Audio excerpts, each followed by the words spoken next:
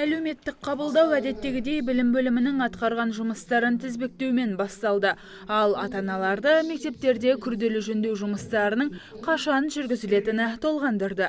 Себебі баланың салқын сыныпта сағаттап отырғаны денсаулығына кері әсерін тигізеді. Мектептің қажетті құрал-жабдықтармен қамтамасыз етілмегені білімінің алға ілгерілеуіне кедергі келтіреді дейді жиналғандар. 9 елді мекенінде. Мына біздің мектеп негізінде 1972 жылы соғылған екен. 920 балаға арналған мектеп.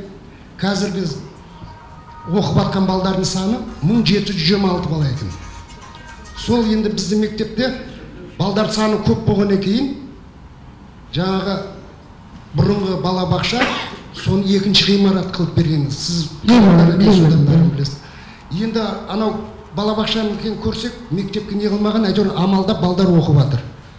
Мен айтайын деген бір жақсы хабар естідік. Біздің мектеп күрделі капремонттан өтеді депті. Оған қуандық.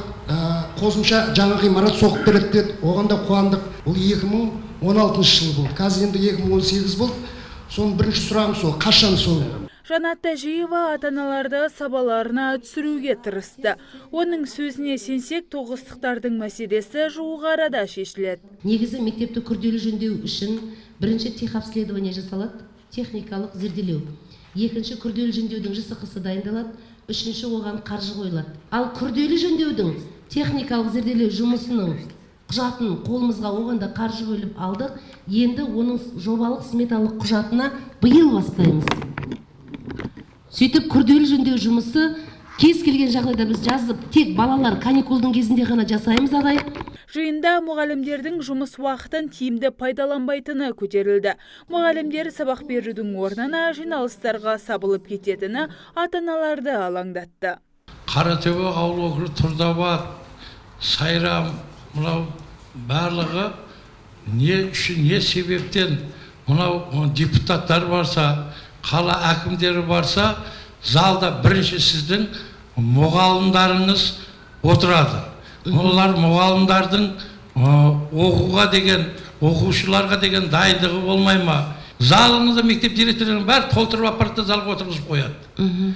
Не себептен олар барады? Сұрағы болмаса. Сіз ауыл бейі болсаңыз, екінші жолы әкімдердің есебі болса, үйінен шыққысы келмейтін ауылдың тұрғындарын бәрін көтеріп, осындай темппен жиындарға шақырып қатыстырсаңыз деп сізге де бір өтініш айтқым келеді. Біріншіден, себебі екіншіден мұғалімдер барса, олар да сол елді мекеннің тұрғындары содан барған шығар. Алдағы уақытта сіздің айтқан мәселеңіз бойынша зерделеп көрейін. Жанат Тәжиеваның айтуынша, жиналыстарға мұғалімдердің қатысуы пайда әкелмейді. Ол ата-аналарды жиындарға қатысып, мәселелерді ашық айтуға шақырды. Биыл Шымкенттегі 8 мектеп пен 2 балабақшаға күрделі жөндеу жұмыстарын жүргізу үшін 2 миллиард 800 миллион теңге бөлінген. Сондай-ақ 22 спорт алаңшасының құрылысы басталмақ.